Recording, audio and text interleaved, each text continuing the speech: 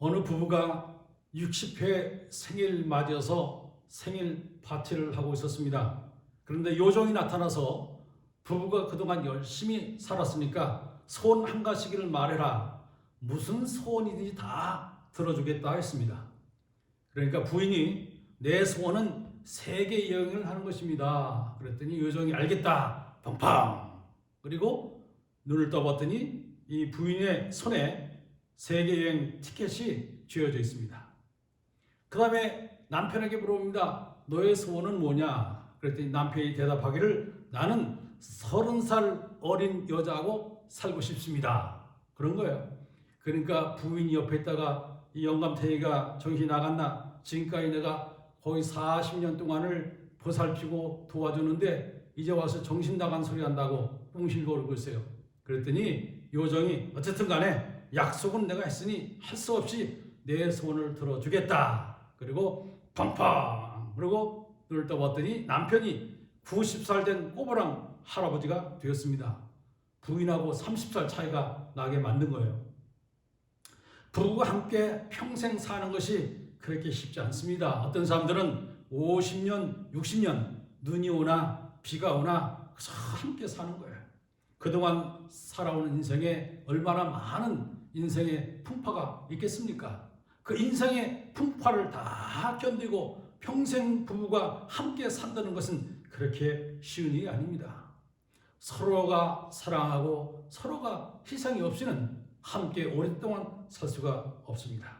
부부가 한평생 이렇게 함께 살듯이 우리가 믿음에서 주님과 함께 동행하는 그러한 삶을 살아야 됩니다. 그러기 위해서 오직 주님만 바라보고 또 주님만 섬겨야 됩니다. 여러분들 주님과 함께 동행하는 주님과 함께 사는 귀한 삶이 되시기를 주님으로 축원합니다. 오늘 본문 말씀 마태복음 12장 38절부터 39절에 보면은 그때 서기관과 바리새인 중 몇 사람이 말하되 선생님이여 우리에게 표적 보여주시기를 원하나이다. 예수께서 대답하여 이르시되 악하고 음란한 세대가 표적을 구하나 선지자 요나의 표적밖에는 보일 표적이 없느니라. 서기관들과 바리새인들이 예수님께 표적을 보여달라고 말합니다. 그때 예수님께서는 내가 너희들이 표적을 구하지만 요나의 표적밖에 볼 것이 없다고 말씀합니다. 하나님께서 선지자 요나에게 너는 가서 니느웨 가서 복음을 전하라. 니느웨가 큰 죄가 관영해서 멸망시킬 수밖에 없으니까 내가 가서 니느웨 성에 가서 복음을 전해서 니느웨 성의 사람들을 하여금 멸망을 당하지 않도록 그렇게 하라고 말씀했습니다. 근데 그 당시에 니느웨는 이스라엘 백성과 이제 적대 관계에 있었고 또 적국이었었습니다. 그러니 선지자 이 요나가 적국에 날아가서 복음을 전하기를 싫어했습니다. 그리고 하나님 명령에 불순종해서 저 타시스로 가려고 배를 타고 바다로 가다가 큰 풍랑이 일어나서 결국은 요나는 바다 속에 들어가서 큰 물고기 뱃속에 들어가게 됐습니다. 거기서 3일 동안을 하나님 앞에 회개하며 기도합니다. 그리고 이제 이 큰 물고기가 요나를 토해서 육지에 가게 됐습니다. 요나는 니느웨 성에 가서 복음을 전합니다. 이제 40일이 지나면은 이 니느웨 성을 하나님이 다 멸망시키리라. 그러니 회개하라. 그러니 하나님 앞에 돌아오라. 그렇게 복음을 전합니다. 그랬더니 니느웨 성의 모든 왕들과 모든 대신과 모든 백성들은 전부 다 금식하며 회개하고 하나님 앞에 기도합니다. 사람뿐만 아니라 모든 짐승들까지도 전부 다 금식하며 그리고 모든 백성이 하나님 앞에 기도합니다. 하나님께서 그들의 회개함을 듣고 하나님께서 그들의 기도를 들으시고 그리고 니느웨 성을 멸망하지 않고 구원해 주셨습니다. 니느웨 사람들은 요나의 말을 듣고 회개하고 구원받았는데 요나보다 더 큰 예수께서 직접 말씀하셨지만 바리새인과 서기관들은 깨닫지 못했습니다. 회개하지 않았습니다. 하나님의 말씀이 우리 심령 속에 있지 않으면 시험에 빠지게 되는 것입니다. 하나님의 말씀에 충만해야 우리가 마귀의 시험을 이길 수가 있습니다. 예수님께서도 사탄의 시험을 하나님의 말씀으로 이기셨습니다. 예수님께서 40일 동안을 금식하고 기도하고 난 후에 제일 먼저 찾아오는 것이 사탄 마귀입니다. 이 사탄이 찾아와서 예수님의 약점을 잘 압니다. 지금 40일 동안 금식하셨으니까 얼마나 배고시고 얼마나 시장하겠습니까? 그래서 사탄 마귀가 그 약점을 가지고 먼저 시험합니다. 이 돌들에게 명하여 떡덩이가 되게 하라, 그렇게 시험합니다. 그랬더니 예수님께서 말씀하시기를 사람이 떡으로만 살 것이 아니요 하나님의 입으로 나오는 모든 말씀으로 살 것이라, 그렇게 사탄 마귀를 물리쳤습니다. 두 번째 시험에서 사탄이 성전 꼭대기에 예수님을 이제 모시고 가서 이 성전 꼭대기에서 뛰어내려라. 그러면 하나님의 사자가 와서 내 발을 다 붙들어서 상하지 않도록 하게 하리라, 그렇게 말씀했습니다. 그럴 때 예수님께서 말씀하시기를 기록되었을 때 주 너의 하나님을 시험하지 말라고 말씀합니다. 세 번째 마지막으로 이 사탄 마귀가 지극히 높은 그런 산 꼭대기에 올라가서 천하 만국을 다 보여주면서 사탄이 얘기합니다. 만일 내게 엎드려 경배하면 이 모든 것을 내게 주리라고 말합니다. 그때 예수님께서 말씀하시기를 사탄아 물러가라. 기록되었을 때 주 너의 하나님께 경배하고 다만 그를 섬기라 하였느니라. 그러면서 사탄을 물리쳤습니다. 우리가 하나님 말씀이 충만해야 악한 마귀의 시험에서 이길 수가 있습니다. 하나님의 말씀이 내 마음을 주장해야 됩니다. 하나님의 말씀이 내 생각을 주장해야 됩니다. 하나님의 말씀이 내 행동을 주장해야 됩니다. 하나님의 말씀에 순종해야 돼요. 하나님의 말씀에 순종할 때 성령께서 역사하십니다. 성령을 통해서 우리를 거룩하게 만들고 성령을 통해서 우리 인생을 변하게 만듭니다. 하나님의 말씀과 성령을 통해서 새롭게 변화된 삶이 되시기를 주님으로 축원합니다. 오늘 본문 마태복음 12장 43절부터 45절의 말씀 보니까 더러운 귀신이 사람에게서 나갔을 때 물 없는 곳으로 다니며 쉬기를 구하되 쉴 곳을 얻지 못하고 이에 이르되 내가 나온 내 집으로 돌아가리라 하고 와보니 그 집이 비고 청소되고 수리되었거늘 이에 가서 저보다 더 악한 귀신 7을 데리고 들어가서 거하니 그 사람의 나중 형편이 전보다 더욱 심하게 되느니라. 이 악한 세대가 또한 이렇게 되리라고 말씀했습니다. 바리새인과 서기관들은 예수님의 말씀을 듣고도 회개치 아니함을 책망하면서 예수님께서는 이 빈집의 비유로 말씀하셨습니다. 한 집에서 살던 귀신이 바깥으로 나가서 여기저기 돌아다니다가 갈 곳이 없어서 다시 그 집에 돌아와 봤더니 그 집이 깨끗하게 청소되고 또 깨끗하게 수리되고 또 비어 있었습니다. 그래서 나가서 주변에 있는 자기보다 더 악한 7 귀신을 데리고 들어와서 그 집에서 살게 되었습니다. 그래서 그 집이 그전보다 그 형편이 더 나쁘게 되었습니다. 예수님께서 말씀하신 이 비유는 아무리 좋은 집이라도 비어 있으면 안 된다는 말씀입니다. 낡고 초라한 집이라도 사람이 살고 있으면 문제가 없습니다. 그런데 아무리 크고 아무리 아름다운 집이라도 거기에 사람이 살지 않으면 비인 지가 오래되면 벌레들도 들어가고 거미들도 치고 폐허가 되고 유리창이 깨지고 벽도 다 허물어지게 되는 겁니다. 이와 같이 사람의 마음이 비어있거나 심령이 비어있으면 결국은 악한 것들이 다 들어와서 점령하고 맙니다. 우리의 심령 속에는 하나님 말씀으로 충만하고 성령으로 충만해야 됩니다. 여러분들은 여러분 마음속에 여러분 심령 속에 하나님 말씀과 성령으로 충만케 체험하는 역사가 있기를 주님으로 축원합니다. 오늘 본문 말씀은 예수님께서 형식적인 신앙생활을 하는 서기관들과 바리새인들에게 하시는 말씀입니다. 바리새인들은 하나님을 잘 섬기는 것처럼 행세합니다. 그래서 하루에 3번씩 기도해요. 아침에도 기도하고 점심때 기도하고 저녁때 이렇게 하루에 3번을 기도합니다. 그리고 일주일에 2번씩 금식 기도합니다. 그리고 11조를 하나님께 드립니다. 그러나 바리새인들의 신앙은 지극히 형식적인 그러한 신앙이었습니다. 그래서 예수님께서 마태복음 23장 27절에 화 있을진저 외식하는 서기관들과 바리새인들이여 회칠한 무덤 같으니 겉으로는 아름답게 보이나 그 안에는 죽은 사람의 뼈와 모든 더러운 것으로 가득하도다 그렇습니다. 이 바리새인들은 그 신앙이 참 회칠한 그런 무덤 같은 그런 신앙이에요. 회칠한 무덤, 바깥에서는 회를 칠해서 하얗고 아름답게 보이지만은 그 무덤 속에는 시체가 썩고 뼈다가만 앙상한 그런 냄새 나는 그런 것이 바로 무덤입니다. 예수님께서는 이렇게 겉으로만 잘한 척하는 그런 외식하는 바리새인들과 서기관들을 책망하셨습니다. 아무리 우리가 신앙이 좋은 척해도 하나님은 다 아십니다. 어떤 아가씨가 어느 동네로 이사를 왔습니다. 아가씨가 새로 이사 온 집에는 조그만 가게가 하나 있습니다. 가게 앞에는 세 장이 하나 걸렸는데 그 세 장 속에 앵무새가 한 마리가 있습니다. 이사 와서 첫날 출근하라고 가게 앞을 지나가는데 앵무새가 아가씨를 보더니 되게 못생겼네. 그러는 거예요. 그러니까 아가씨가 화가 나지만 뭐 사람이 새하고 싸울 수가 없잖아요. 그래서 그냥 지나갔습니다. 근데 이튿날 또 가게 앞을 지나가는데 앵무새가 또 말합니다. 정말 못생겼대. 그러는 거예요. 이 앵무새가 경상도 새인지 경상도 말로 그렇게 얘기를 하는 거예요. 그랬더니 아가씨가 열나고 화가 났지만 또 참고 지나갑니다.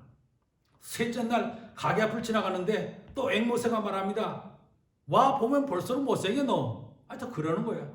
너무 화가 나가지고 이 처녀가 가게로 들어갔습니다. 주인한테 항의합니다. 아저씨 저 새를 팔든지 아니면 철저하게 좀 교육시켜가지고 저런 못된 소리 좀 하지 말게 하려고 그렇게 얘기를 했어요. 그랬더니 가게 주인이 미안합니다. 아가씨 미안합니다. 오늘 저녁에 내가 철저히 팔려고 또 훈련을 시키도록 하겠습니다.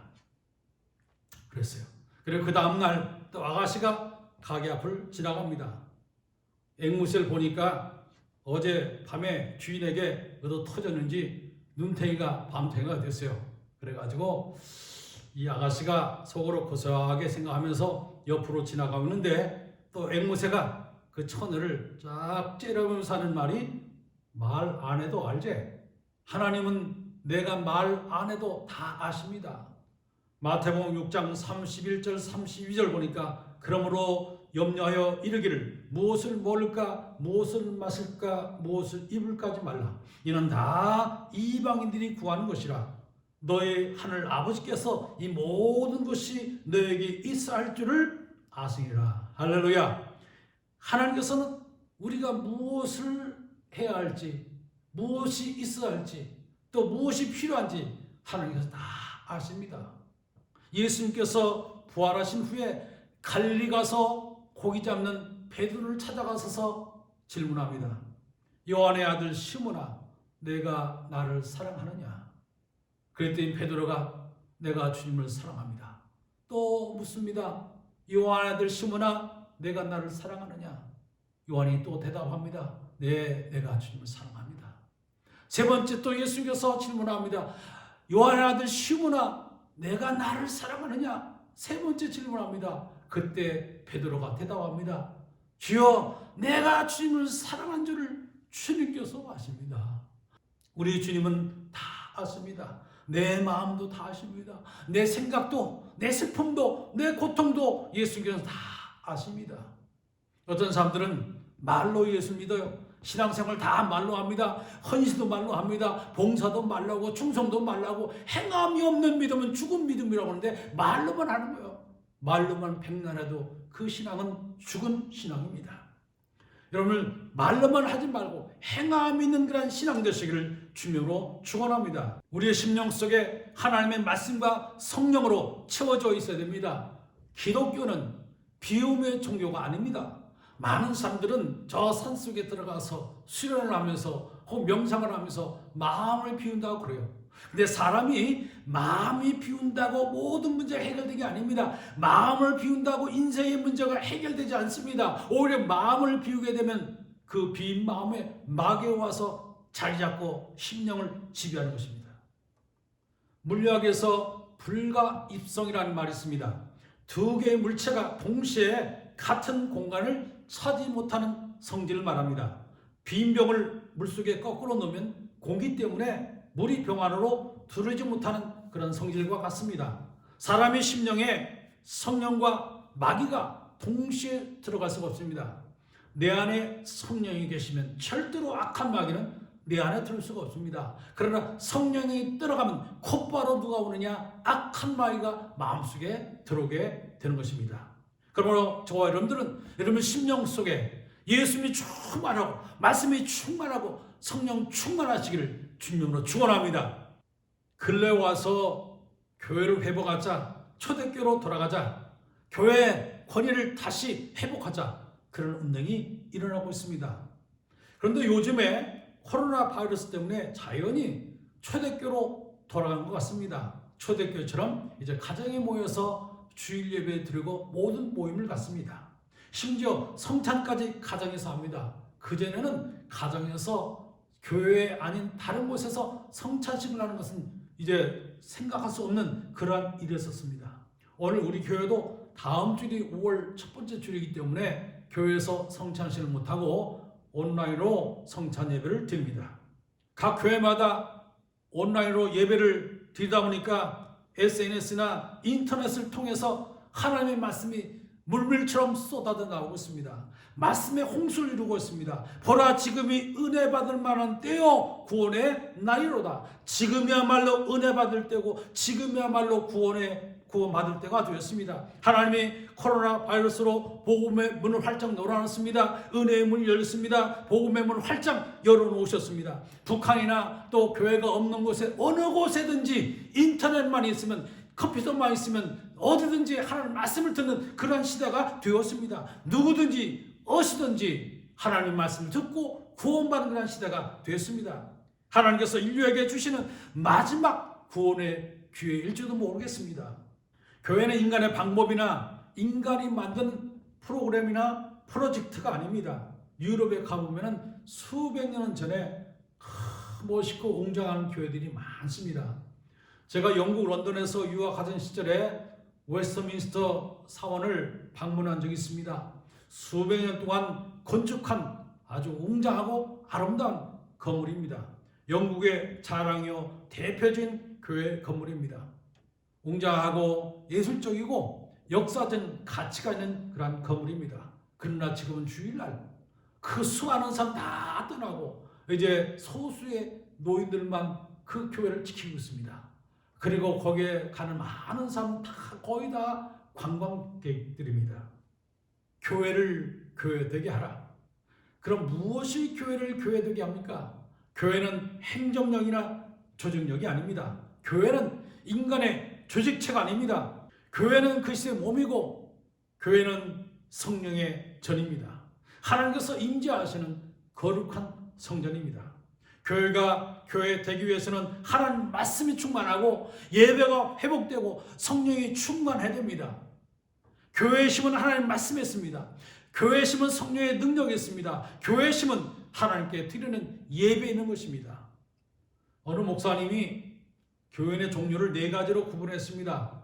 보통 교인, 열성 교인, 극성 교인, 주책 교인. 여러분들은 어디에 속하십니까? 교회에 또 다른 종류의 교인들이 있습니다. 인력교 교인. 이런 사람들은 꼭 구역장에 데일러 가야 교회 오는 사람들이에요. 종이짝 교인. 사람들은 비만 오면 교회 안 옵니다. 비 맞아 저 집은 찢어질까 봐 안 와요.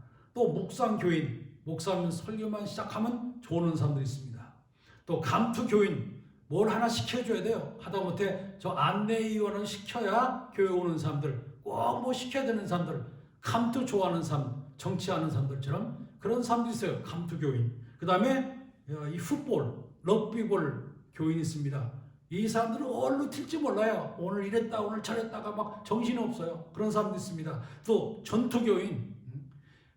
평상시엔 조용하게 있다가 교회가 문제가 생기고 교회가 분쟁만 생기면 앞장서서 막 다투고 싸우고 그런 사람이 있어요. 싸움에 앞장서는 사람들, 전투 교인이 있어요. 그 다음에 유람선 교인이 있습니다. 저쪽 교회 가서 한 달, 2달 있다가 또 다른 교회 옮겨가지고 저쪽에 다른 교회 가서 또 한두 달 있다가 또 옮겨요. 다른 교회로. 온 동네 이 교회, 저 교회 유람하는 그런 유람선 교인이 있습니다. 그리고 대의원 교인이 있어요. 그러니까 가정에서 한 사람씩 대표로 가는 겁니다. 이번 주에는 아빠가 가고 그 다음 주에는 엄마가 대표로 가고 그 다음 주에는 아들이 대표로 가고 그 다음 주에는 딸이 대표로 가는 거예요. LA 어떤 집사님이 교회 가서 매 주일마다 예배 드리는 것이 귀찮게 생각을 하는 거예요. 주일만 되면은 이런 핑계 저런 핑계 대가지고 가슴만 있으면 교회 안 갈 궁리만 하는 겁니다. 하루는 부인에게 말합니다. 오늘은 당신이 대표로 교회 가서 예배 드리고 와. 나는 집에서 예배 드릴게. 그러는 거예요. 아내는 할 수 없이 혼자 교회 갔습니다. 근데 주일날 이 사람이 교회 안 가고 집에서 예배 드리는 것이 아니라 집에서 드리려면 왜 교회 안 가겠습니까? 예배 드리지는 않고 그냥 잠만 자는 거예요. 낮잠을 자는데 잠자는 중에 꿈을 꾸게 됐습니다. 꿈속에서 아내와 함께 천국에 가게 됐어요. 천국문을 지키는 이란 천사가 말합니다. 두 사람은 부부지요? 예, 그렇습니다. 부부 중에 대표로 부인만 천국에 들어가세요. 그리고 부인만 천국에 들어가고 그리고 천국문이 꽝 닫혀버리고 말았습니다. 그래서 남편이 바깥에다가 아이고 이럴 줄 알았으면 열심히 교회 가서 예배 드릴 걸 후회 막심했습니다. 많은 사람이 지옥에 가면 껄껄거린대요. 잘 믿을 걸, 그때 열심히 충성할 걸, 열심히 전도할 걸, 열심히 봉사할 걸. 여러분 나중에 껄껄하신 분이 없기를 바랍니다. 이 집사님이 천국에 못 가는 걸 후회하면서 울다가 꿈에서 깨어났습니다. 그리고 침대에서 무릎을 꿇고 하나님 아버지, 내가 주일날 교회 가지 않고 낮잠 자는 거 용서해 주시옵소서 하나님 앞에 회개합니다. 그는 교회를 한 번도 안 빠지고 열심히 예배에 참석하고 그 다음에는 이제 집사 장로가 돼서 훌륭한 주의 일꾼이 되었다는 간증입니다. 하나님께서 가장 기뻐하는 사람 누구냐? 하나님 앞에 신령과 진정으로 예배 드리는 사람입니다. 신령과 진정으로 주님 앞에 예배 드리는 삶이 되시길 주님으로 축원합니다. 갈라디아서 5장 16절, 내가 이르노니 너희는 성령을 따라 행하라. 그리하면 육체의 욕심을 이루지 아니하리라. 할렐루야. 육체의 욕심을 이길 수 있는 것은 성령 충만입니다. 성령 충만함으로 믿음으로 승리하시길 주님으로 축원합니다. 17세기에 영국의 데니얼 디포라는 사람인데 이분이 쓴 로빈슨 크루소라는 소설이 있어요. 여러분 잘 아시죠? 이 소설은 그 당시 영국의 청교도 정신을 반영하고 있습니다. 로빈슨 크루소가 무인도 섬에 표류하여 외롭게 사는데 혼자서 외로운 가운데 성령을 읽다가 하나님의 말씀이 그 마음속에 부딪혔습니다. 시편 50편 15절, 환난 날에 나를 부르라. 내가 너를 건지리니 내가 나를 영원롭게 하리라. 이 말씀을 읽고 큰 은혜를 받았습니다. 하나님의 은혜를 체험했습니다. 그리고 하나님의 말씀을 통해서 큰 평안을 얻게 되었습니다. 로빈슨 크루소는 무인도에서 27년 살았지만 하나님의 말씀을 통해서 성령을 체험하고 난 뒤에 무인도의 삶이 고독하고 절망적이고 우울한 삶이 아니라 주 안에서 복되고 행복한 삶을 살았습니다. 여러분, 어디서 사느냐가 문제가 아닙니다. 환경이 문제가 아닙니다. 인간의 행복은 환경에 있지 않습니다. 어떤 장소에 있지 않습니다. 인간의 행복은 누구와 함께 사느냐에 있습니다. 아무리 좋은 집이 있고 큰 집, 멋있는 집, 환경이 좋은 그런 집이라도 싫어하는 삶으로 살면은 그것이 지옥입니다. 아무리 가난하고 환경이 나빠도 사랑하는 삶하고 살면 그것이 천국입니다. 주님이 함께 계시면 어디든지 천국인 거예요. 산이든 들이든 집이든 바깥이든 어디든지 주님께서 계시는 곳은 천국인 줄 믿습니다. 높은 산이 거친 들이 조막이나 궁궐이나 내 주의 손 모신 곳이 그 어디나 하늘나라. 할렐루야. 사랑하는 성도 여러분, 하나님의 뜻에 순종하고 말씀으로 살고 성령 충만함으로 주님과 함께 사는, 주님과 함께 통해하는 복된 삶이 되시기를 주님으로 축원합니다.